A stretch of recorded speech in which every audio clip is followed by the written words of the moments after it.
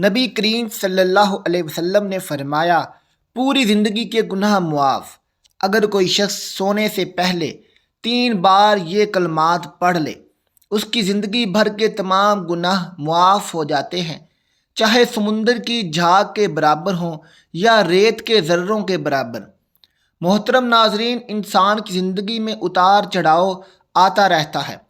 اس کو کبھی خوشی ملتی ہے تو کبھی غم کا سامنا کرنا پڑتا ہے، کبھی اس کی صحت اچھی ہوتی ہے تو کبھی بیماریوں نے گھیر رکھا ہوتا ہے، کبھی وافر مقدار میں رزق ہوتا ہے، پیسوں کی ریل پیل ہوتی ہے تو کبھی ایک وقت کے کھانے کو نہیں ہوتا، کبھی وسائل تو کبھی مسائل۔ یہ تمام چیزیں انسان کی زندگی کا حصہ ہیں اور مرتے دم تک یہ چلتے رہتے ہیں، لیکن اصل کمال تو یہ ہے کہ انسان ہر حالت میں اللہ کا شکر ادا کرے اور اس کی طرف سے کسی بھی بھیجی جانے والی حالت میں خوش رہے۔ انسان کو اللہ سے مانگنا چاہیے، کیونکہ کسی بابے کے پاس کسی دربار پر کچھ نہیں ملتا، جو ملتا ہے اللہ سے ملتا ہے۔ اس لیے تنہائی میں اس کو یاد کرنا چاہیے، اس کے آگے سر مسجود ہو کر اپنے مسائل پیش کرنے چاہیے، تب جا کر اللہ نوازتا ہے۔ ناظرین گرام، گناہ سے توبہ کرنے والا اس شخص کی طرح ہے جس نے کوئی گناہ کیا ہی نہ ہو۔ ہر بنی آدم بہت زیادہ خطا کار ہے، بہترین خطا کار وہ ہے جو کثرت سے توبہ کرنے والے ہوں۔ ہر شخص گناہ گار ہوتا ہے، جانے انجانے میں انسان بہت سے گناہ کر بیٹھتا ہے۔ ہر شخص گناہ گار ہوتا ہے، جانے انجانے میں اس سے بہت سے گناہ ہو جاتے ہیں۔ گناہوں کی تلافی کے لیے ضروری ہے کہ اللہ رب العزت کی طرف رجوع کیا جائے، توبہ و استغفار کیا جائے اور ایسے اعمال کیے جائیں جو نہ صرف ہمارے گناہوں کو مٹا دیں بلکہ ان گناہوں کو نیکیوں میں بھی بدل دیں۔ گناہوں کی بخشش کا سب سے بڑا سبب صدقے دل سے توبہ کرنا اور اللہ رب العالمین سے اپنے گناہوں کی معافی مانگنا ہے۔ ارشاد باری تعالیٰ ہے، اے ایمان والو، تم اللہ کے سامنے سچی اور خالص توبہ کرو، قریب ہے کہ تمہارا رب تمہارے گناہ مٹا دے اور تمہیں ان جنتوں میں داخل کر دے جن کے نیچے نہریں جاری ہیں۔ توبہ کا مطلب یہ ہے کہ بندہ اللہ تعالیٰ کے سامنے اپنے گناہوں پر ندامت کا اظہار کرے، معافی طلب کرے اور آئندہ نہ کرنے کا عزم کرے اور نیک اعمال کے ذریعے ان کا مداوع کرنے کی کوشش کرے۔ ارشاد باری تعالیٰ ہے، جو شخص توبہ کرے، ایمان لے آئے اور نیک عمل کرے تو اللہ ایسے لوگوں کے گناہوں کو نیکیوں سے بدل دے گا اور اللہ بڑا معاف کرنے والا نہایت مہربان ہے۔ قرآن مجید میں فرمان الہی ہے، جو لوگ ایمان لائے اور نیک عمل کرتے رہے تو ہم ضرور بضرور ان کے گناہوں کو مٹا دیں گے اور ان کے نیک اعمال کا انہیں بہترین بدلہ دیں گے۔ یہ آیت اس بات کی دلیل ہے کہ جو مومن سچا ایمان رکھتا ہو اور اس کے ساتھ نیک اعمال بھی کرتا ہو تو اللہ تعالیٰ اس کے گناہوں کو مٹا دیتا ہے۔ حدیث المسلم میں یہ روایت مرکوز ہے کہ محمد صلی اللہ علیہ وسلم نے فرمایا، اگر میں ماں باپ کو اس دنیا میں پاتا تو میں نماز عشاء کے فرض پڑھ رہا ہوتا تو کسی ایک کی آواز سن لیتا تو میں نماز چھوڑ کر انہیں لبیک کہتا۔ ایک مرتبہ حضرت علی اپنے حجرہ مبارک میں تشریف فرما تھے، ایک بوڑھی عورت نے آ کر عرض کی، اے امیر المومنین، میری 2 ہی اولادیں ہیں، ایک بیٹا ایک بیٹی، وہ دونوں ہی نافرمان ہیں اور وہ اکثر اوقات بیمار ہی رہتے ہیں، اور میری بیٹی کا رشتہ لینے کے لیے کوئی تیار نہیں، نہ کوئی میرے بیٹے کو رشتہ دینے کے لیے تیار ہے۔ میں ایسے کون سے عمل کروں جس سے ان کی زندگی میں نفع اور مال و رزق اور برکت آ جائے اور میری نافرمانی بھی نہ کرے اور میری اولاد کو رشتہ بھی ہو جائے اور وہ صحت مند بھی ہو جائیں اور میری نافرمانی بھی چھوڑ دیں، کیونکہ میرا بیٹا اور بیٹی دونوں نافرمان ہیں، میری نافرمانی کرتے ہیں، میں جو کچھ کہتی ہوں میرا کہا نہیں مانتے، میرا بیٹا شراب اور دیگر گناہ بھی کرتا ہے اور میری بیٹی بھی میرا کہا نہیں مانتی، وہ دونوں دین اسلام سے مطابقت نہیں رکھتے۔ اے امیر المومنین، حضرت علی رضی اللہ تعالیٰ عنہ، مجھے کوئی ایسا عمل بتائیں جس سے میرا بیٹا اور بیٹی دونوں راہ راست پر آ جائیں اور دین اسلام سے محبت کرنے لگ جائیں اور میری نافرمانی بھی نہ کریں، ان کے رشتے ہو جائیں، دونوں تندرست ہو جائیں۔ تو حضرت علی کرم اللہ وجہ نے فرمایا، ماں باپ کے ایسے 5 اعمال جن کی سزا اولاد کو ملتی ہے، وہ 5 عمل ایسے ہیں جس سے اولاد کا تعلق جڑ جاتا ہے۔ حضرت علی رضی اللہ تعالیٰ عنہ نے فرمایا، اگر ماں باپ یہ عمل کرتے ہیں، ان عملوں کی سزا اولاد کو بھی بھگتنا پڑتی ہے۔ وہ بوڑھی عورت کہنے لگی، اے امیر المومنین، وہ کون سے 5 عمل ہیں جن کی وجہ سے ہماری اولادیں بیماری میں مبتلا اور پریشانیاں نافرمانیاں اور ان کی زندگی میں بہت سی مصیبتیں آ جاتی ہیں؟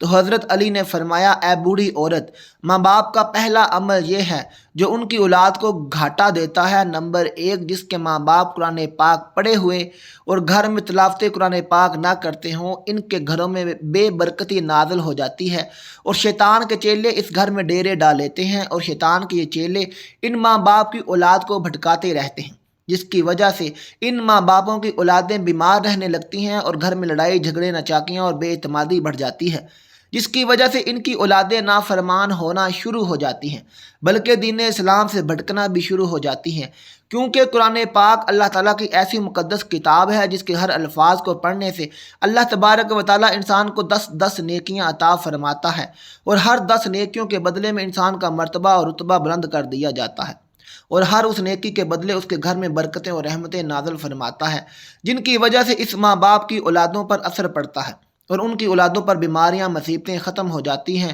اور وہ باحیا دین اسلام پر قائم رہتی ہیں۔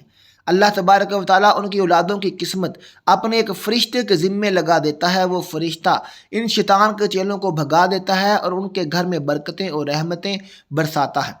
جہاں اللہ کی رحمتیں اور برکتیں برسنا شروع ہو جائیں، اس گھر میں شیطان نہیں آ سکتا، نہ بے برکتی آ سکتی ہے، ان کی اولاد کو کوئی سایہ یا تنگ دستیاں یا کوئی پریشانیاں نہیں چھو سکتی۔ تقریباً یہ دیکھا بھی گیا ہے کہ اکثر اوقات ہمارے رشتہ دار اپنے گھروں میں جھانک کر دیکھیں، ہمارے قرآن پاک اللہ کی مقدس کتاب ہے جو ہمارے آخری نبی صلی اللہ علیہ وسلم پر نازل ہوئی، ہمارے گھروں میں بیٹھے بیٹھے ان پر دھول جم گئی ہے۔ ہم قرآن پاک کی تلاوت کم و بیش کرتے ہیں، حالانکہ ہمیں روزانہ قرآن پاک کی تلاوت کرنی چاہیے تاکہ ہمارے گھروں میں برکتیں اور رحمتیں نازل ہوتی رہیں۔ جو ماں باپ قرآن پاک نہیں پڑھتے، ان کی اولادیں بے حیا، بے شرم اور تنگ دست ہو جاتی ہیں، لہذا ماں باپ کو چاہیے کہ قرآن پاک کی تلاوت کرتا رہا کریں۔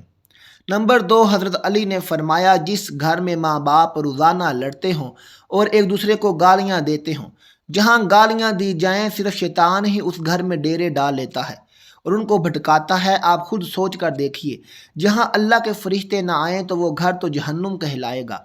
اللہ کے فرشتے تو صرف یہودیوں اور مشرکوں کے گھر میں نہیں آیا کرتے، کیونکہ حضور صلی اللہ علیہ وسلم کا فرمان مبارک ہے، ایک دوسرے کو گالیاں دینا دین اسلام میں حرام ہے، کیونکہ ماں باپ کو دیکھ کر ہی اولاد جوان ہوتی ہے۔ جیسا طرز عمل ماں باپ کا ہوگا، اولاد کا بھی ویسا ہی ہوگا، کیونکہ اولاد نے تو یہی دیکھا کہ میرے ماں باپ ایک دوسرے کو گالیاں دیتے ہیں، لڑائی جھگڑا کرتے ہیں، اب اولاد سے ماں باپ کیا امید کریں کہ میری اولاد فرما بردار ہو؟ ایسا نہیں ہو سکتا۔ حضرت علی نے فرمایا کہ ماں باپ کو چاہیے کہ دین اسلام میں جو بولنے کے طریقے بتائے گئے ہیں وہی اختیار کریں تاکہ ان کی اولادیں وہ سن کر ان پر اثر کریں۔ اس طرح آپ کی اولادیں نافرمان اور بے حیا نہیں ہوں گی اور دیگر مصیبتوں سے بچی رہیں گی، بلکہ اپنے گھروں میں حدیث کی باتیں کیا کریں، حضور صلی اللہ علیہ وسلم کا فرمان مبارک سنایا کریں، اپنی بیٹیوں کو حضرت فاطمہ الزہرا یا حضرت اماں عائشہ رضی اللہ تعالی عنہ کی باتیں بتایا کریں، بلکہ باپردہ اور پاکیزہ قصے بھی سنایا کریں تاکہ ہماری بیٹیاں باحیا اور فرما بردار ہوں۔ اس لیے ماں باپ کو چاہیے کہ دین اسلام کے طرز پر ہی بولا کریں تاکہ ان کی اولادیں بیماریوں سے اور نافرمانیوں سے بچ سکیں۔ نمبر 3، حضرت علی فرماتے ہیں، ماں باپ کی بے پردگی کی وجہ سے ان کی اولادوں پر خطاؤں یا بیماریوں کا حملہ ہوتا ہے۔ حدیث بخاری میں ابو ہریرہ سے روایت ہے کہ حضور صلی اللہ علیہ وسلم نے فرمایا، جو پردہ دار عورت ہوگی اس پر جنت واجب ہے اور جو بے پردہ عورت ہوگی اس پر جہنم واجب ہے۔ جہاں بے پردگی ہوگی وہاں اللہ کے فرشتے ایسے گھروں میں رہنے والے انسانوں کے لیے بد دعائیں کرتے ہیں اور شیطان نیچے بیٹھ کر ان کے گھروں کو اپنا بسیرا بنا لیتا ہے۔ جہاں بے پردگی ہو وہاں ماں باپ کی اولادیں بے حیا، نافرمان اور غلط کاموں میں پڑ جاتی ہیں۔ یہی نہیں بلکہ ان کی اولادوں کو مصیبتیں اور پریشانیاں اپنا مقدر بنا لیتی ہیں۔ یہ سب ان کے ماں باپ کی بے پردگی کا نتیجہ ہوتا ہے۔ جہاں بے پردگی ہو وہاں رحمت کبھی نہیں آئے گی۔ ان ماں باپ کی اولادیں ہر فتنے اور شر سے محفوظ نہیں رہ سکیں گی، کیونکہ جو اللہ تعالیٰ کے فرشتے بلاؤں اور خطاؤں کو ٹالتے ہیں وہ اس گھر سے چلے جاتے ہیں ان کی بے پردگی کی وجہ سے، اور وہ اولادیں اپنے ماں باپ کا ادب نہیں کرتی، بلکہ اس گھر کی اولادیں کسی مصیبت یا پریشانیوں میں ہمیشہ مبتلا رہتی ہیں۔ اور ہم نے اپنے آس پاس یہی دیکھا ہے، جہاں بے پردگی ہوتی ہے وہاں دنیاوی الفاظ بھی جڑے جاتے ہیں۔ جہاں بے پردگی ہوگی ان ماں باپ پر اللہ تعالیٰ کی ناراضگی ہوتی ہے، لیکن دنیا بھی ان کو اچھی نظروں سے نہیں دیکھا کرتی۔ اس لیے ماں باپ کو چاہیے کہ اپنے پردے کا خاص انتظام کریں اور اپنی اولادوں کو بھی پردے کی تلقین کیا کریں تاکہ ان کی بیٹیاں حضرت فاطمہ الزہرا اور حضرت عائشہ الزہرا کی پیروی کر سکیں۔ ہم سب نے یہ باتیں سن رکھی ہیں، دنیا کہتی ہے اپنے دل پر قابو ہونا چاہیے اور دل کا پردہ ہونا چاہیے۔ ناظرین ذرا غور فرمائیں، آپ کا دل حضرت فاطمہ رضی اللہ تعالی عنہ جیسا تو کبھی مضبوط نہیں ہو سکتا، اور نہ حضرت فاطمہ الزہرا رضی اللہ تعالی عنہ کو حضور صلی اللہ علیہ وسلم شادی کے بعد اپنے گھر لے جا رہے تھے۔ آگے راستے میں ایک نبینا صحابی بیٹھا تھا۔ حضرت فاطمہ نے انہیں دیکھ کر چہرہ مبارک پر پردہ ڈال دیا۔ حضور صلی اللہ علیہ وسلم نے فرمایا، بیٹی یہ تو اندھا ہے، وہ آپ کو دیکھ نہیں سکتا۔ تو حضرت فاطمہ الزہرا نے فرمایا، بابا وہ صحابی اندھا ہے، میں تو اسے دیکھ سکتی ہوں۔ ناظرین یہ ہمارے لیے صرف حضرت فاطمہ اور حضور صلی اللہ علیہ وسلم کا ایک نمونہ تھا۔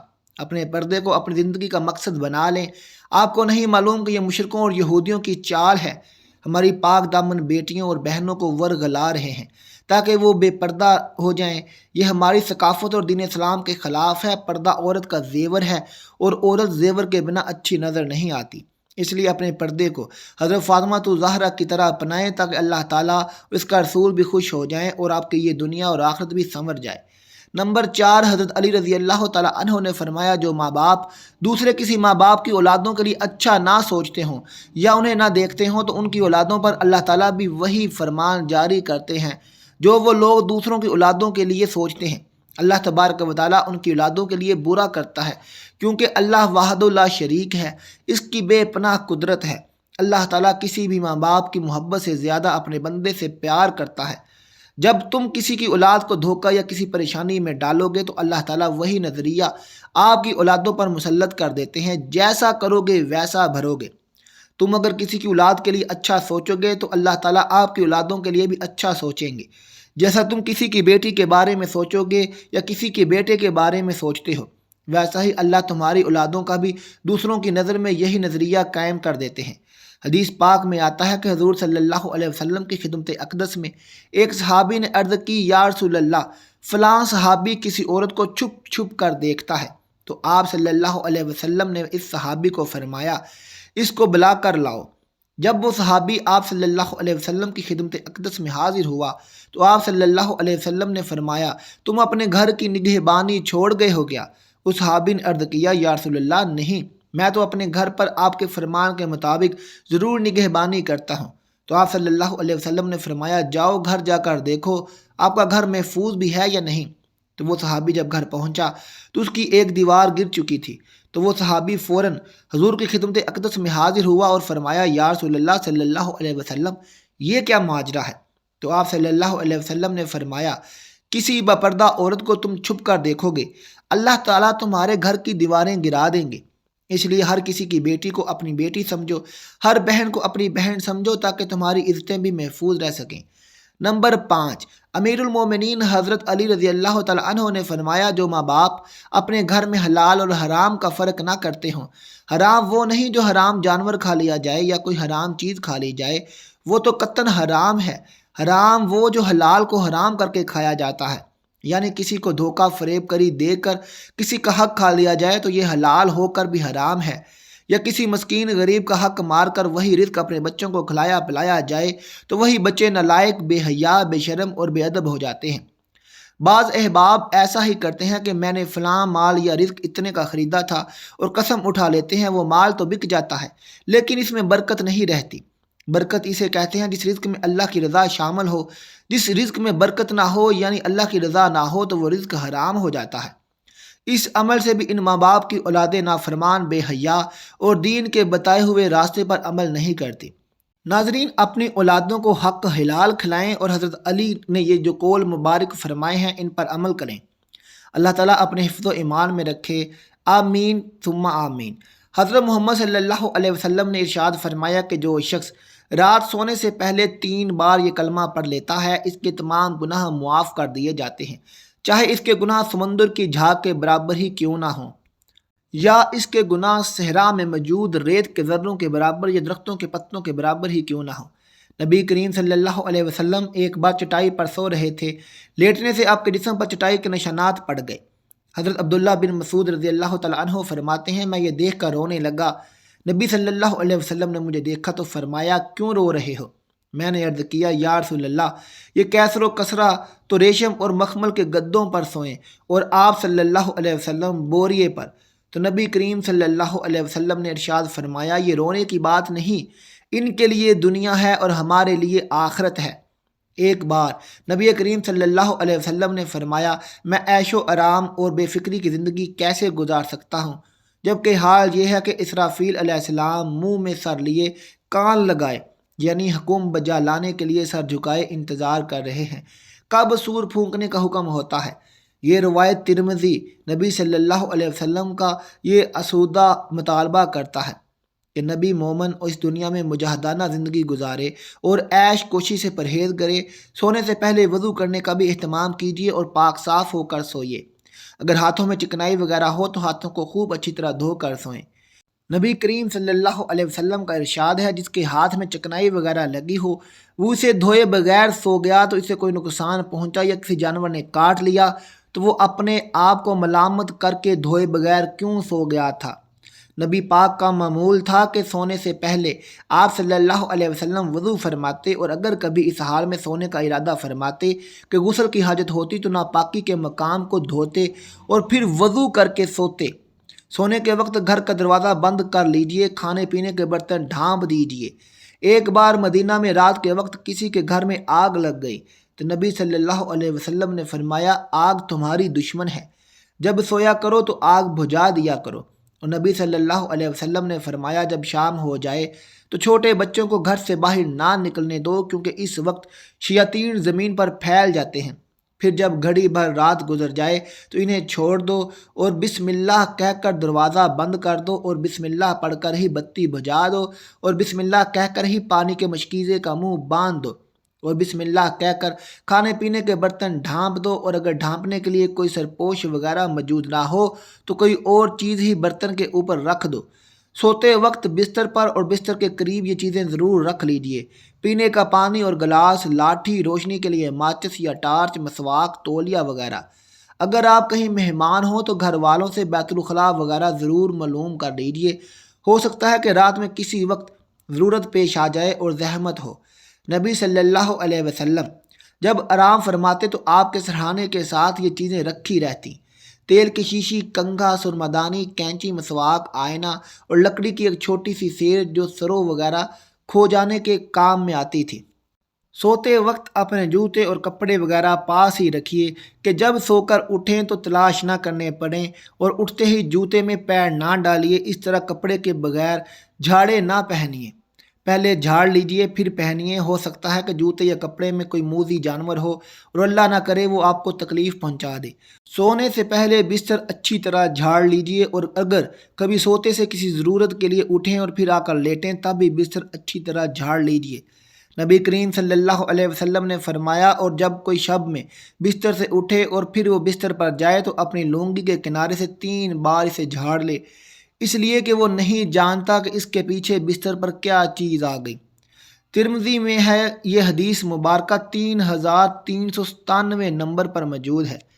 ابو سعید خدری رضی اللہ تعالیٰ عنہ روایت کرتے ہیں کہ رسول اللہ نے فرمایا جو شخص اپنے بستر پر سونے کے لیے جاتے ہوئے 3 بار کہے استغفر اللہ الذی لا الہ الا هو الحی القیوم واتوب الیہ، یعنی میں اس عظیم ترین اللہ سے استغفار کرتا ہوں کہ جس کے سوا کوئی معبود برحق نہیں، وہ ہمیشہ زندہ اور تابد قائم دائم رہنے والا ہے، اور میں اسی کی طرف رجوع کرتا ہوں، تو اللہ اس کے گناہ بخش دے گا اگرچہ وہ گناہ سمندر کی جھاگ کی طرح بے شمار ہوں، اگرچہ وہ گناہ درخت کے پتوں کی تعداد میں ہوں، اگرچہ وہ گناہ ریت کے ذروں کی تعداد میں ہوں، اگرچہ وہ گناہ دنیا کے دنوں کے برابر ہوں۔ نہایت ہی مختصر دعا ہے اور پڑھنے میں کوئی وقت بھی نہیں لگتا۔ استغفر اللہ الذی لا الہ الا هو الحی القیوم واتوب الیہ۔ بستر پر پہنچنے پر قرآن پاک کا کچھ حصہ ضرور پڑھیے۔ نبی کریم سونے سے پہلے قرآن پاک کا کچھ حصہ ضرور تلاوت فرماتے۔ آپ صلی اللہ علیہ وسلم کا ارشاد ہے جو شخص اپنے بستر پر آرام کرنے کے وقت کتاب اللہ کی کوئی صورت پڑھتا ہے تو اللہ تعالیٰ اس کے پاس ایک فرشتہ بھیجتا ہے جو ہر تکلیف سے بیدار ہونے تک اس کی حفاظت کرتا ہے، خواہ وہ کسی بھی وقت نیند سے بیدار ہو۔ ناظرین، آپ صلی اللہ علیہ وسلم نے فرمایا جب آدمی سونے کے لیے اپنے بستر پر پہنچتا ہے تو اسی وقت ایک فرشتہ اور شیطان اس کے پاس آ پہنچتے ہیں۔ فرشتہ اسے کہتا ہے اپنے اعمال کا خاتمہ بھلائی پر کرو، اور شیطان کہتا ہے کہ اپنے اعمال کا خاتمہ برائی پر کرو۔ پھر اگر وہ آدمی اللہ کا ذکر کر کے سویا تو فرشتہ رات بھر اس کی حفاظت کرتا ہے۔ حضرت عائشہ رضی اللہ تعالی عنہ کا بیان ہے کہ نبی کریم صلی اللہ علیہ وسلم جب بستر پر تشریف لے جاتے تو دونوں ہاتھوں سے دعا مانگنے کی طرح ملاتے اور قل هو اللہ احد اور قل اعوذ برب الفلق اور قل اعوذ برب الناس کی صورت تلاوت فرما کر ہاتھوں پر دم فرماتے، اور پھر جہاں تک ہاتھ پہنچتا اسے جسم پر پھیر لیتے، سر، چہرے اور جسم کے اگلے حصے سے شروع فرماتے اور آپ 3 مرتبہ یہ عمل فرماتے۔ جب سونے کا ارادہ کریں تو دایاں ہاتھ اپنے دائیں رخسار کے نیچے رکھ کر دائیں کروٹ لیٹیے۔ نبی کریم جب سونے کا ارادہ فرماتے تو اپنا دایاں ہاتھ دائیں رخسار کے نیچے رکھتے اور یہ کلمات پڑھتے: الہی مجھے اس روز عذاب سے بچا جس روز تو اپنے بندوں کو اپنے حضور اٹھائے گا، اور آپ یہ کلمات 3 بار پڑھتے۔ حضرت معیش رضی اللہ تعالیٰ عنہ کے والد طفل غفاری رضی اللہ تعالیٰ عنہ فرماتے ہیں کہ میں مسجد میں پیڑ کے بل لیٹا تھا کہ کسی صاحب نے مجھے اپنے پاؤں سے ہلا کر کہا اس طرح لیٹنے کو اللہ ناپسند فرماتا ہے۔ اب جو میں نے دیکھا وہ نبی پاک صلی اللہ علیہ وسلم تھے۔ باروایت ابو داؤد۔ سونے کے لیے ایسی جگہ کا انتخاب کیجیے جہاں تازہ ہوا پہنچتی ہو۔ ایسے بند کمروں میں سونے سے پرہیز کیجیے جہاں تازہ ہوا کا گزر نہ ہوتا ہو۔ منہ لپیٹ کر نہ سوئیے، اسی طرح سونے سے صحت پر برا اثر پڑتا ہے۔ چہرہ کھول کر سونے کی عادت ڈالیے تاکہ آپ کو تازہ ہوا ملتی رہے۔ ایسی کھلی چھتوں پر سونے سے پرہیز کیجیے جہاں کوئی مڈیر یا جنگلہ وغیرہ نہ ہو، اور چھت سے اترتے وقت اہتمام کیجیے کہ زینے پر پاؤں رکھنے سے پہلے آپ روشنی کا انتظام کر لیں۔ بعض اوقات معمولی سی غلطی سے کافی تکلیف اٹھانی پڑتی ہے کہ سخت سردی پڑ رہی ہو، کمرے میں انگیٹھی جلا کر نہ سوئیے اور نہ بند کمرے میں لالٹین یا گیس کے ہیٹر لگا کر سوئیے۔ آگ جلنے سے بند کمروں میں جو گیس پیدا ہوتی ہے وہ صحت کے لیے انتہائی مضر ہے، بلکہ بعض اوقات تو اس سے جان جانے کا خطرہ پیدا ہوتا ہے اور موت واقع ہو جاتی ہے۔ حضرت ابو ہریرہ رضی اللہ تعالیٰ عنہ کا بیان ہے کہ نبی کریم صلی اللہ علیہ وسلم سونے سے پہلے یہ دعا پڑھ لیا کرتے تھے۔ یہ دعا پڑھتے تھے: اللہم بسمک اموت و احبی۔ ناظرین، اس میں ہے کہ الہی میں تیرے ہی نام سے موت کی آغوش میں جاتا ہوں اور تیرے ہی نام سے زندہ ہوں گا۔ رات کے آخری حصے میں اٹھنے کی عادت ڈالیے۔ نفس کی تربیت اور اللہ سے تعلق پیدا کرنے کے لیے آخری شب میں اٹھنا اور اللہ کو یاد کرنا ضروری ہے۔ اللہ نے اپنے محبوب بندوں کی یہی امتیازی خوبی بیان فرمائی ہے کہ راتوں کو اٹھ کر اللہ کے حضور سجدہ کرتے ہیں اور اپنے گناہوں کی معافی مانگتے ہیں۔ ناظرین، آپ سے گزارش ہے کہ یہ ویڈیو آپ اپنے دوستوں اور رشتہ داروں میں ضرور شیئر کیجیے گا۔ ہو سکے تو اپنا معمول یہ جو میں نے بتایا ہے ایسے ہی بنا لیں تاکہ اللہ کا قرب حاصل ہو سکے اور آپ کے گناہ معاف ہو سکیں۔ ملتے ہیں آپ سے اپنی اگلی ویڈیو کے ساتھ، تب تک اپنا خیال رکھیے گا۔ اللہ حافظ۔